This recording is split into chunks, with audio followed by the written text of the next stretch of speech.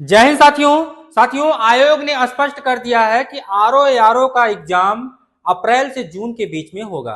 तो साथियों आप सभी लोग एक बार फिर से स्टार्ट कर दीजिए अपनी पढ़ाई को, क्योंकि एग्जाम के लिए अब बहुत ज्यादा समय नहीं है। वैसे बहुत ज्यादा टाइम हो गया री एग्जाम को लेकर, लेकिन अब एग्जाम आपका जल्द से जल्द हो जाएगा।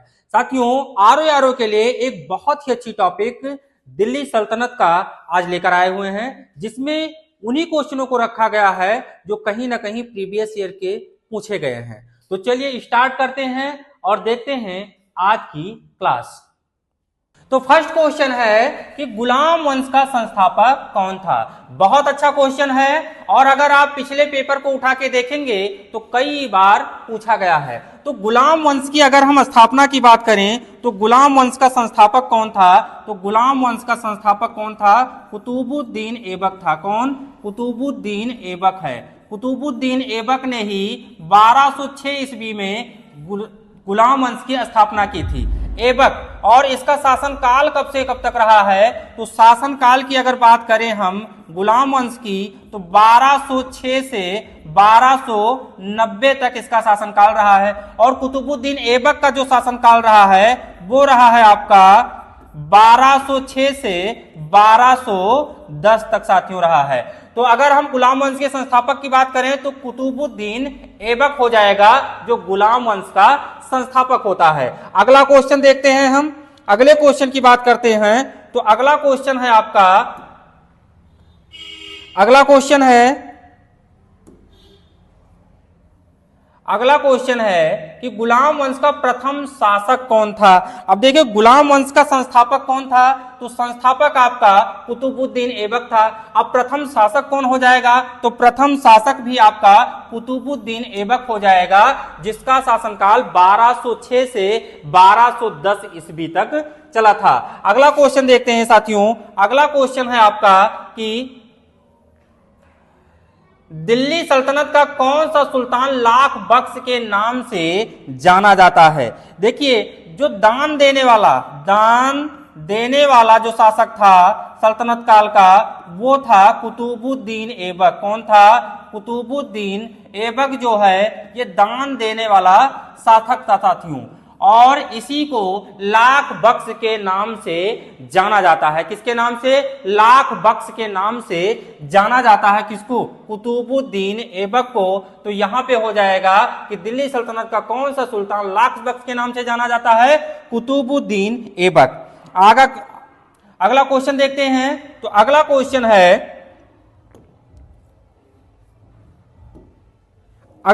है कि 2.5 दिन का झोपड़ा क्या है। अब देखिए 2.5 दिन का झोपड़ा क्या है ये तो आप पहले जान लीजिए कि 2.5 दिन का झोपड़ा किसने बनवाया। जो 2.5 दिन का झोपड़ा है ये बनवाया किसने, तो ये ऐबक ने बनवाया।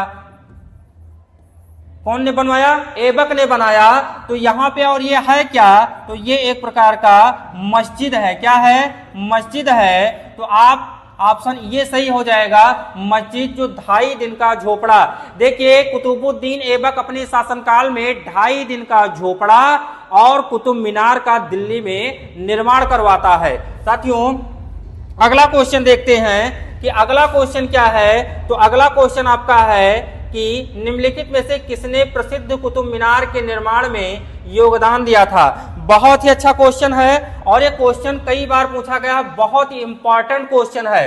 अब देखिए अगर हम बात करें कुतुब मीनार निर्माण की तो इसकी न्यू की अगर बात करें तो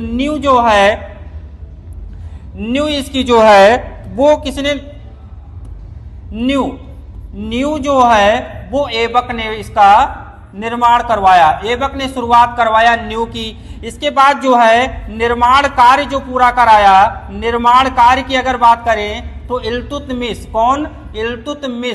इल्तुतमिश जो है इसका निर्माण कार्य करवाया, और ये 4 मंजिला इमारत बनवाया। कितनी? 4 मंजिल का बनवाया था इल्तुतमिश ने। और जब इसका चौथा मंजिल जो है क्षतिग्रस्त हो जाता है तो गयासुद्दीन तुगलक जो है इसके चौथे मंजिल का निर्माण करवाता है और 2 मंजिल और बढ़वा देता है। कौन?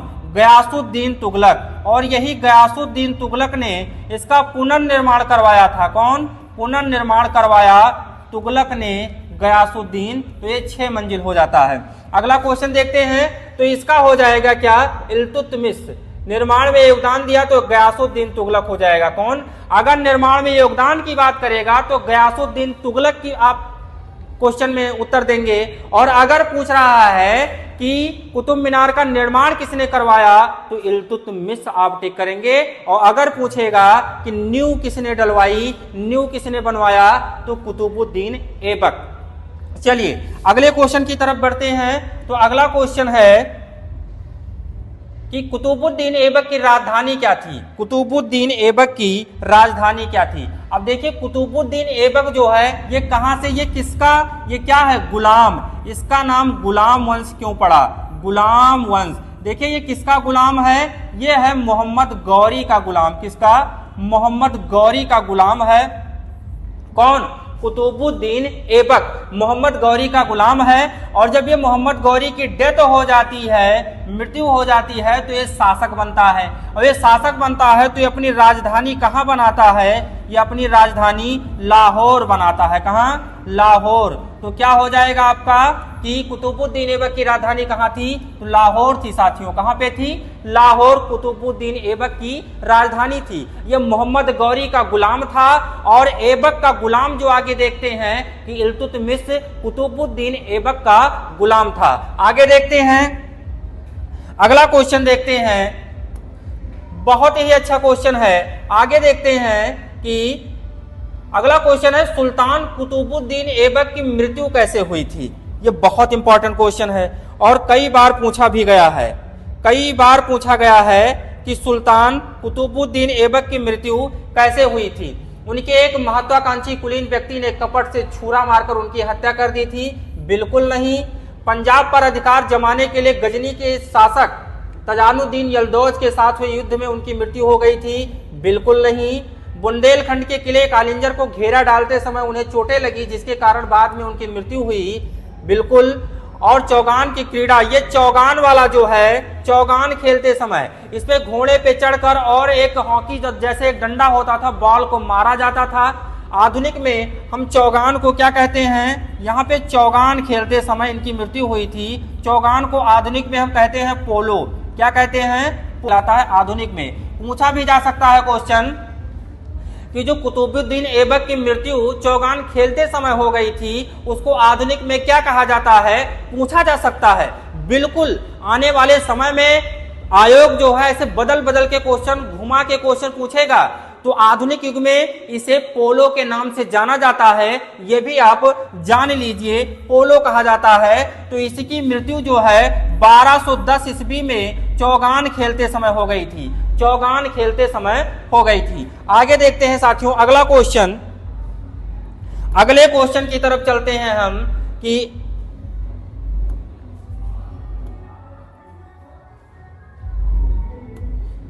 अगला क्वेश्चन है निम्नलिखित में से किसने दिल्ली को सल्तनत की राजधानी के रूप में स्थापित किया। देखिए जब कुतुबुद्दीन ऐबक का शासनकाल था तो राजधानी कहाँ थी, लाहौर थी। ऐबक ने कहाँ पे राजधानी बनाया था, ऐबक ने राजधानी अपनी जो बनाया था वो बनाया था कहाँ पे, लाहौर ने। ऐबक की राजधानी कहाँ होती है, लाहौर। और लाहौर कब से कब तक होती है, 1206 से 1210 तक राजधानी होती है। उसके बाद आ जाता है इल्तुतमिश। कौन, इल्तुतमिश। अब देखिए बेटा यहाँ पे इल्तुतमिश शासक कब बनता है, इल्तुतमिश भी कुतुबुद्दीन ऐबक का दामाद होता है। लेकिन ये कैसे दामाद होता है, ये इसका प्रधान सेनापति होता है और इसकी लड़की को पटा लेता है, फंसा लेता है। जैसे आज के समय में ज्यादा जिसके पास धन दौलत है तो उनके लड़कियों को पटा लेते हैं और उसके धन के मालिक बन जाते हैं। ऐसे यहाँ पे कुतुबुद्दीन ऐबक ने किया था। ऐबक की लड़की को पटा के उससे शादी कर लिया और उसके बाद जो है कुतुबुद्दीन ऐबक का दामाद बन गया। और उसके बाद कुतुबुद्दीन ऐबक के बाद क्या बन गया, दिल्ली सल्तनत का शासक बन गया, राजा बन गया। तो इल्तुतमिश जो है ये अपनी राजधानी जो बनाता है ये दिल्ली बनाता है, दिल्ली। और इसका शासनकाल कब से कब तक होता है, इसका शासनकाल होता है 1211 से 1236 तक इल्तुतमिश का शासनकाल होता है। तो यहाँ पे क्या हो जाएगी, दिल्ली राजधानी किसने बनाया? तो यहां पे इल्तुतमिश हो जाएगा। कौन? इल्तुतमिश, जो ऐबक का दामाद था। अगले क्वेश्चन देखते हैं। अगला क्वेश्चन है कि दिल्ली का वह प्रथम सुल्तान कौन था जिसने नियमित सिक्के जारी किए तथा दिल्ली को अपने साम्राज्य की राजधानी घोषित किया। अब देखिए, अभी हमने बताया कि दिल्ली को राजधानी किसने बनाया? इल्तुतमिश ने बनाया। किसने? इल्तुतमिश ने बनाया दिल्ली को राजधानी। लेकिन जब ये दिल्ली का शासक बना, तो इसने दो सिक्के, जो अरबी फारसी सिक्के हैं, दो सिक्के इसने चांदी और तांबे के सिक्के दो जारी किए। कौन? इल्तुतमिश ने। तो यहाँ पे ऑप्शन सही बी सही हो जाएगा। इल्तुतमिश दिल्ली राजधानी और तांबे व चांदी के सिक्के जारी किए। तांबे के सिक्कों को जीतल कहा जाता था। क्या? जीतल। ये भी नोट कर लीजिए, जीतल कहा जाता था तांबे के सिक्के को, जो इल्तुतमिश ने जारी किया। आगे देखते हैं, अगला क्वेश्चन देखते हैं। अगला क्वेश्चन है, निम्नलिखित में से कौन सी इल्तुतमिश के राज्यकाल में सल्तनत की राजधानी थी? बहुत अच्छा क्वेश्चन है। कह रहा निम्नलिखित में से कौन सी इल्तुतमिश के राज्यकाल में सल्तनत की राजधानी थी? तो दिल्ली हो जाएगा। क्या हो जाएगा? दिल्ली हो जाएगा। सीधा सीधा आपको पिछले क्वेश्चन में आपको आंसर मिल चुका है। अगला क्वेश्चन देखते हैं कि सल्तनत के निम्नलिखित सुल्तान में से किसने सर्वप्रथम अपनी राजधानी दिल्ली स्थानांतरित की? तो इसका भी आंसर क्या हो जाएगा? इल्तुतमिश हो जाएगा। लाहौर से इन्होंने दिल्ली अपनी राजधानी बनाया था। अगले क्वेश्चन की तरफ बढ़ते हैं। अगले क्वेश्चन की तरफ चलते हैं। दिल्ली का प्रथम मुस्लिम शासक कौन था? बहुत ही अच्छा क्वेश्चन है। कह रहा दिल्ली का प्रथम मुस्लिम शासक कौन था? कुतुबुद्दीन ऐबक, इल्तुतमिश, रजिया या बलबन? बहुत ही अच्छा शासक। अब यहाँ पे देखिए, कुतुबुद्दीन ऐबक, इल्तुतमिश, रजिया और बलबन, यहाँ पे मुस्लिम शासक की बात कर रहा है। तो यहाँ पे दिल्ली का प्रथम सुल्तान कौन था? अगर पूछ लिया जाता है दिल्ली का प्रथम सुल्तान, तो आपको इल्तुतमिश बताना है। क्या? इल्तुतमिश। और अगर पूछ लिया जाता है प्रथम मुस्लिम सुल्तान, प्रथम मुस्लिम शासक या मुस्लिम सुल्तान, तब भी आपका यही हो जाएगा, क्योंकि 1211 से 1236 तक इल्तुतमिश का शासनकाल रहा है दिल्ली में। अगले क्वेश्चन की तरफ चलते हैं। अगला क्वेश्चन है कि गुलाम का गुलाम किसे कहा जाता है? अभी हमने बताया था आपको कि यहाँ पे मोहम्मद गौरी का गुलाम कौन था? मोहम्मद गौरी का गुलाम कौन था? तो मोहम्मद गौरी का गुलाम कौन था? ऐबक था। कौन? ऐबक था। और ऐबक का गुलाम कौन है? ऐबक का गुलाम जो है वो है आपका इल्तुतमिश। कौन है? इल्तुतमिश जो है ये ऐबक का गुलाम है। तो यहाँ पे मोहम्मद गौरी का गुलाम कौन है? ये ऐबक हो गया। और ऐबक का गुलाम कौन है? ये इल्तुतमिश हो गया। तो यहाँ पे कौन हो जाएगा? गुलाम का गुलाम किसे कहा जाता था? इल्तुतमिश को कहा जाता था। ऑप्शन इसका डी हो जाएगा। अगले क्वेश्चन की तरफ चलते हैं। अगला क्वेश्चन है, निम्नलिखित में से कौन मध्यकालीन भारत की प्रथम महिला शासकिया थी? दिल्ली की प्रथम महिला शासिका या मध्यकालीन भारत की महिला शासिका कौन थी? रजिया सुल्ताना। साथियों, जब 1236 में इल्तुतमिश की मृत्यु हो जाती है, तो इसके बेटे किसी काम के लायक नहीं होते हैं, तो इल्तुतमिश अपनी बेटी को दिल्ली का शासक बना देता है। और यही रजिया सुल्तान प्रथम भारत की महिला शासिका होती है। यह भी क्वेश्चन में पूछा जाता है। तो क्या हो जाएगा? रजिया सुल्तान हो जाएगा। साथियों, क्या हो जाएगा? रजिया सुल्तान। आज के समय में बेटियों का हक माता पिता खत्म कर दिए हैं। आज के समय में अगर बेटियां अपने मन देती हैं तो माता पिता ये कहते हैं इसका जीवन बिल्कुल बेकार हो गया, ये किसी काज के लायक नहीं है, हमारा बात नहीं मानती है। और अगर अपने माँ बाप अपने मन से शादी करते हैं, चाहे वो लड़का दारू पी रहा हो, नशा कर रहा हो, पढ़ा लिखा नहीं हो, मारता हो रोज, तब भी कहेंगे बेटी का नसीब जाने। तो ये आज के युग का, बेटियों को अपने मन से शादी कर लेना चाहिए। जैसे रजिया सुल्तान की इच्छा से जो है इल्तुतमिश ने उसको दिल्ली का शासक बना दिया था। साथियों, तो यहाँ पे क्या हो जाएगा? रजिया सुल्तान हो जाएगा। अगला क्वेश्चन देखते हैं। और रजिया सुल्तान का शासनकाल जो है वो कब से कब तक रहा है? 1236 से 1240 तक रहा है। उसके बाद जो है तुर्कों ने जो है भटिंडा का एक शासक था, भटिंडा का शासक था अल्तुनिया। कौन? अल्तुनिया। इसको भड़काकर और रजिया सुल्तान को गद्दी से नीचे उतार देता है, गद्दी से नीचे उतार देता है। कौन? यहाँ पर तुर्कों के द्वारा जो है रजिया सुल्तान गद्दी से नीचे उतार दी जाती हैं, यहाँ पे भटिंडा का शासक अल्तुनिया को भड़काकर। आगे देखते हैं अगला क्वेश्चन। अगला क्वेश्चन है कि मंगोल आक्रमणकारी चंगेज खां भारत की उत्तर पश्चिमी सीमा पर निम्न में से किसके शासनकाल में आया था। एक क्वेश्चन और पूछा जाता है कि भारत में चंगेज खां के समकालीन कौन शासक था, तो वो था आपका इल्तुतमिश। कौन था? इल्तुतमिश जो है ये चंगेज खां के शासनकाल में जो है समकालीन है। और इल्तुतमिश के शासनकाल में चंगेज खां का जो है यहाँ पे आक्रमण भी होता है, तो ऑप्शन बी यहाँ पे क्या हो जाएगा? इल्तुतमिश हो जाएगा। क्या हो जाएगा? इल्तुतमिश हो जाएगा। और इल्तुतमिश के समय में जब यहाँ पे आक्रमण होता है चंगेज खां का, तो ये क्या करता है? इस आक्रमण को रोककर और भारत की रक्षा करता है। आगे देखते हैं। आप सभी लोग आरओ के लिए लग जाइए, क्योंकि अब आपका एग्जाम बहुत जल्द होने वाला है और बिल्कुल मन लगाकर लग जाइए, एक बार फिर से जाग जाइए। अगला क्वेश्चन है दिल्ली का कौन सुल्तान मंगोल नेता चंगेज खां का समकालीन था, तो ये ऑप्शन ये हो जाएगा इल्तुतमिश। क्या हो जाएगा? इल्तुतमिश हो जाएगा। अगला क्वेश्चन है कि किसके शासनकाल में मंगोल प्रथम बार सिंधु के तट पर देखे गए थे। बहुत ही अच्छा क्वेश्चन है। During whose reign were the Mongol first seen of the bank of Indus, Balban, Iltutmish या कुतुबुद्दीन ऐबक या रजिया। तो साथियों हमने क्या बताया कि जो चंगेज खां है वो किसके समकालीन है? इल्तुतमिश के। तो मंगोल आक्रमण करेंगे तो किसके शासनकाल में करेंगे, ये आपको यहाँ पे प्रेजेंट ऑफ माइंड लगाना है और क्वेश्चन का उत्तर जो है वो तुरंत आपको मिल जाएगा। क्या? इल्तुतमिश। क्या मिल जाएगा? इल्तुतमिश। चलिए अगले क्वेश्चन की तरफ बढ़ते हैं। अगले क्वेश्चन की तरफ बढ़ते हैं। चंगेज खां के अधीन मंगोलों ने भारत पर आक्रमण किया। बलबन के शासनकाल में, फिरोज शाह तुगलक के शासनकाल में, इल्तुतमिश के शासनकाल में, मोहम्मद बिन तुगलक के शासनकाल में चंगेज खां के अधीन मंगोलों ने भारत पर आक्रमण किया। तो किसके शासनकाल में किया? ऑप्शन सी, इल्तुतमिश के शासनकाल में किया था चंगेजों ने। अगले क्वेश्चन की तरफ चलते हैं। अगला क्वेश्चन है चंगेज खां का मूल नाम क्या था। चंगेज खां जो था यह आप देते हैं चागताई वंश का था। कौन सा वंश? चागताई वंश का था चंगेज खां।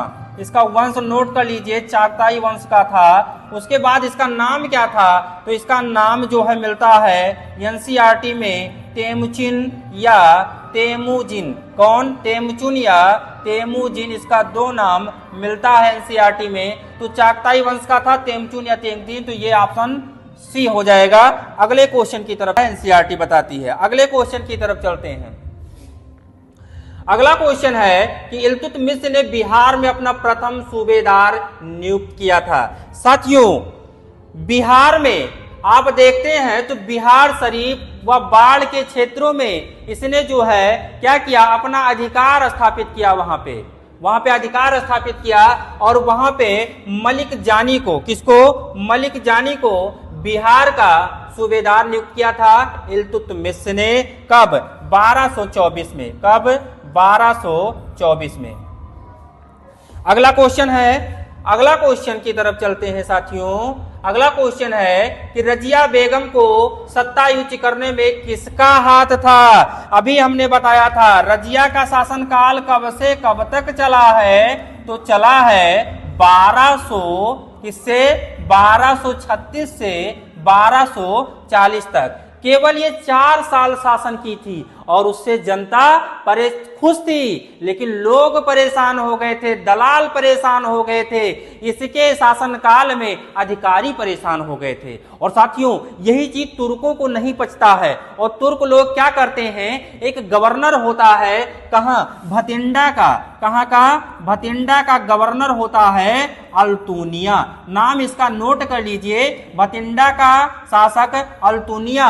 और अल्तुनिया को यहां पर तुर्कों ने भड़का दिया साथियों। बताया होगा कि आप लोग कैसे हैं, एक महिला शासन कर रही है, मतलब आप लोग महिला के गुलाम हैं, जोरू के गुलाम हैं, यही सब कहा होगा। और अल्तुनिया भड़क उठता है और तुर्कों की सहायता से रजिया सुल्तान को दिल्ली की राजगद्दी से नीचे गिरा देता है साथियों। तो यहां पे अगर ऐसे क्वेश्चन आते हैं तो तुर्कों को मारिएगा सीधा तीर कि तुर्कों के द्वारा रजिया सुल्तान को गद्दी से, सत्ता से नीचे गिरा दिया गया साथियों। चलिए अगले क्वेश्चन की तरफ देखते हैं। अगला क्वेश्चन है कि दिल्ली के सुल्तान बलबन का पूरा नाम बलबन।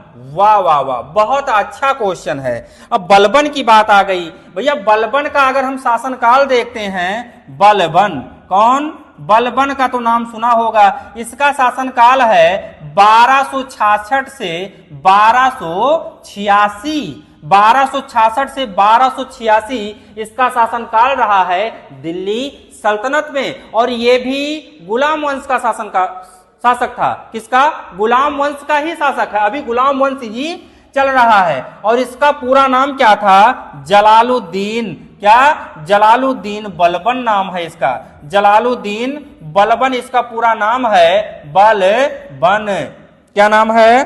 बलबन, बलबन बलबन बलबन बलबन, जलालुद्दीन बलबन इसका नाम है। और 1266 से 1286 इसका शासनकाल है साथियों।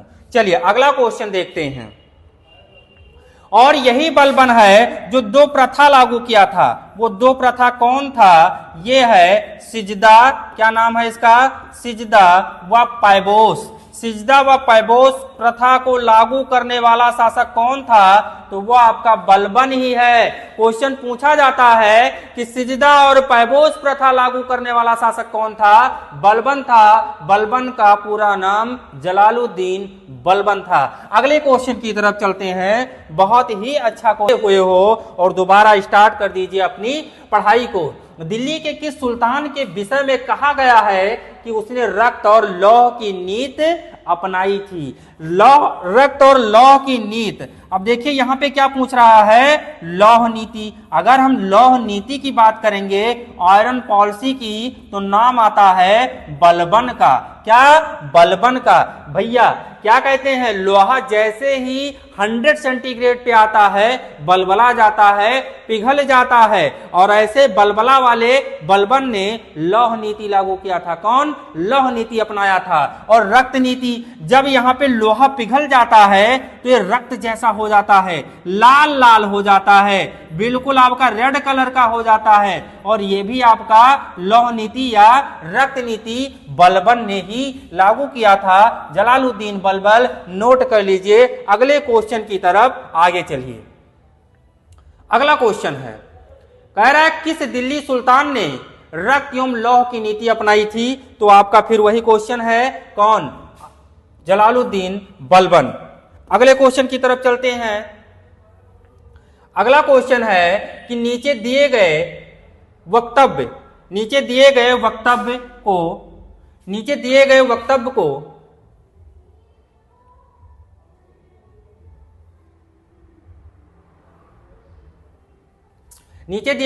को एक कथन ये और दूसरे को कारण आर कहा गया है। कथन ये, बलबन ने अपने शासनकाल को शक्तिशाली शासन बनाया और सारी सत्ता अपने हाथ में केंद्रित कर ली। कारण बी, वह उत्तर पश्चिम सीमा को मंगोल आक्रमण से सुरक्षित करना चाहता था। बिल्कुल सही है। बलबन जो था वो अपनी सत्ता को मंगोल आक्रमणकारियों से सुरक्षित करना चाहता था, यह भी सही है। और बलबन ने अपने शासनकाल को शक्तिशाली बनाया।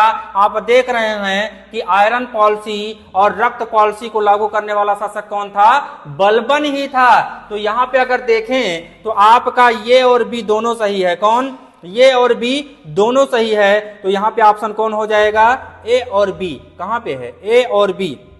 ये और आर दोनों सही है। ये गलत है, किंतु यहां पे देख सकते हैं ए सही है किंतु आर, ए और आर दोनों सही है। और ये की समुचित व्याख्या आर है। तो यहां पे क्या हो जाएगा? यहां पे आर कर दिया गया, बी है। यहां पे भी क्या हो जाएगा? बी है। तो यहां पे ऑप्शन ये हो जाएगा, क्या हो जाएगा? ये हो जाएगा। ये और बी दोनों सही है। साथियों ये आज का बहुत ही अच्छा टॉपिक था। जो है मध्यकालीन भारत का सल्तनत काल, जो बहुत अच्छा टॉपिक है और इससे क्वेश्चन पूछे भी जाते हैं। ऐसे आपके लिए रोज मध्यकालीन भारत का एक एक टॉपिक लाके आपके आरओ के लिए, और अगर आप यूपी पीसीएस प्रीलिम्स का भी एग्जाम की तैयारी कर रहे हैं या आप यूपीएससी की तैयारी कर रहे हैं, तो ये क्लास आपके लिए बहुत इंपॉर्टेंट है, क्योंकि जितने भी क्वेश्चन हैं वो सब प्रीवियस ईयर के क्वेश्चन हैं। तो साथियों मिलते हैं अगले क्लास में, तब तक के लिए धन्यवाद।